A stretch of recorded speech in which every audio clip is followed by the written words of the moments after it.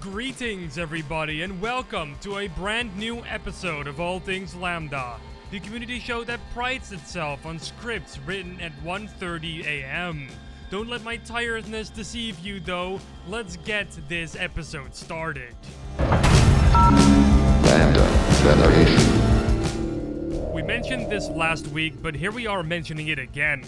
Black Mesa 1.0 has officially released onto Steam with a brand new trailer and a very sizable changelog that covers every little thing that has been added or changed in this version of the game. I have been playing through this new 1.0 version of the game quite a bit already, and I gotta say that it's outright the best version of Black Mesa that I ever played. It's polished, complete, and definitely worth being called 1.0 at this point. The only thing I personally don't like all that much is the new UI. Usually I do like new things like this, but the new UI just seems a bit clunky and bloated in my opinion. Especially bringing up the console seems a bit more delayed than usual, and certain things just plain don't work. Apart from that, it's a solid release, and I'm really happy for the Crowbar Collective team that they finally somewhat finished their game. It was a wild ride that has finally concluded. Apart from this historic release, they also did an AMA over on the PC gaming subreddit that you may want to read up on if it sounds like your cup of tea. There's a link for that in the description below. Black Mesa is now available on Steam, and a link for that is also in the description. One thing is still missing from Black Mesa though. Ray tracing. Come on, ray tracing in the Source engine? That would have been awesome, right? Well, I guess you can't expect Crowbar to do everything. Besides, they did a lot already. YouTuber and community member Harry101UK decided that Black Mesa really needed ray tracing though, and found a way to put that feature in the game. And you're seeing the results right now.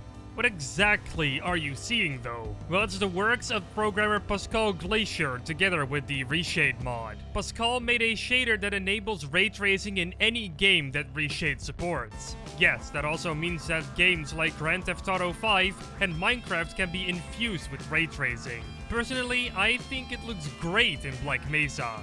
To a certain extent though. I think some of the surfaces look a bit too shiny, and it makes it look like the surfaces are wet or something, which isn't entirely realistic. But for a mod that's meant to work with a variety of games, this is pretty nifty. Now, if you want to try out this ray tracing for yourself, I've left a link to Pascal Glacier's Patreon page in the description below. You need to pledge a certain amount of money to him to obtain the mod's beta, so if you think it's worth it, you can go ahead and do that. A link to Harry101UK's video is also down there. HalfLife Alyx is incredibly close to being released now, and we're getting more and more news as the release date creeps closer. This time, we got another interview done by Adam Savage's Tested series, where they go around the industry to interview game development studios that work on VR games. This time, they caught Robin Walker and Greg Coomer and sat them down for the interview. They talk about all sorts of stuff and the lessons they have learned from the development process of HalfLife Alyx. So if that's something that really interests you, then I recommend you go and give it a watch. I left a link in the description below that takes you to the interview. It's the perfect way to get ready for HalfLife Alyx, which comes out on March 23rd this year on Steam. Valve released the Steam VR environments from HalfLife Alyx only last week, and people are already finding ways to break them entirely. There is much to explore, so naturally this was gonna happen. Naturally, someone would have wanted to go to the Citadel to stand on top of it. When are you ever gonna have that chance? Well, TwoKliks Philip, the brother of the highly acclaimed 3Kliks Philip, has tried to do exactly that, and succeeded. Sort of. Well, you're just gonna have to watch the video for yourself to find out what the end result was here, but yeah, 2Kliks Philip did actually climb the Citadel using a bug in Steam VR that allows you to levitate off the floor ever so slightly, going higher every time the bug is reproduced again. It has something to do with the Steam VR game menu. What happens to the game when 2Kliks Philip climbs the Citadel in all its bigness is really interesting, and I recommend you go give it a look yourself. It's linked down below in the description, because of course it is. You guys know by now, right?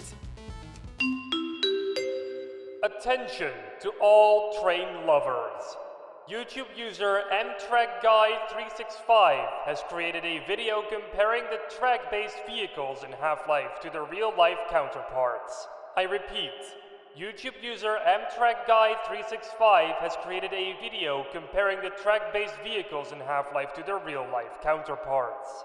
Not only does he talk about the Half-Life 1 track-based vehicles, but also the ones from Half-Life 2 and its episodes, and even the beta of Half-Life 2. Yes, even the beta got discussed here. So to all you beta lovers out there, and there are quite a few, this video is even for you. The video is quite extensive and goes into a lot of details, so if trains are your cup of tea, then I highly recommend this video. It's linked down below in the description. So, a while back I was looking through Spotify to see if they got the Half-Life series soundtrack on there, but nope. To my surprise, it was lacking entirely from Spotify. The Portal 2 and Team Fortress 2 soundtracks are there, but not a single track of the Half-Life series soundtrack was published on Spotify. But that changes now. Because literally yesterday, Valve pushed all the Half-Life soundtrack pieces onto Spotify for all your listening pleasure. And oh, what a pleasure it is.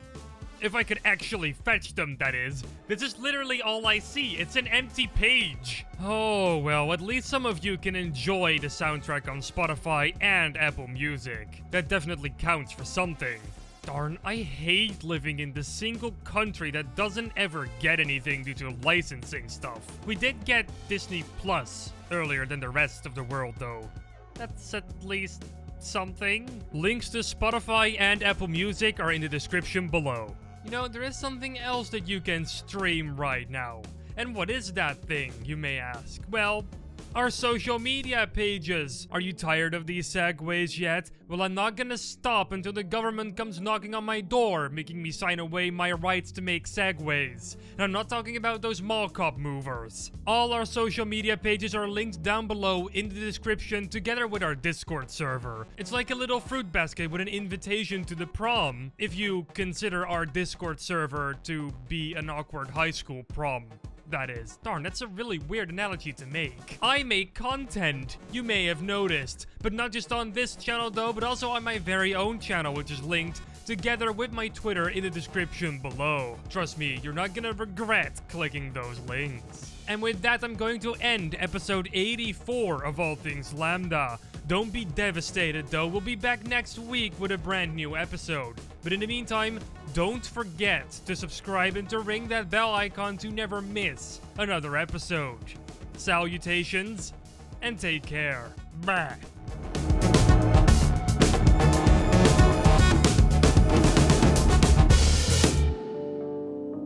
You know, there is something else that you can stream right now. What is this?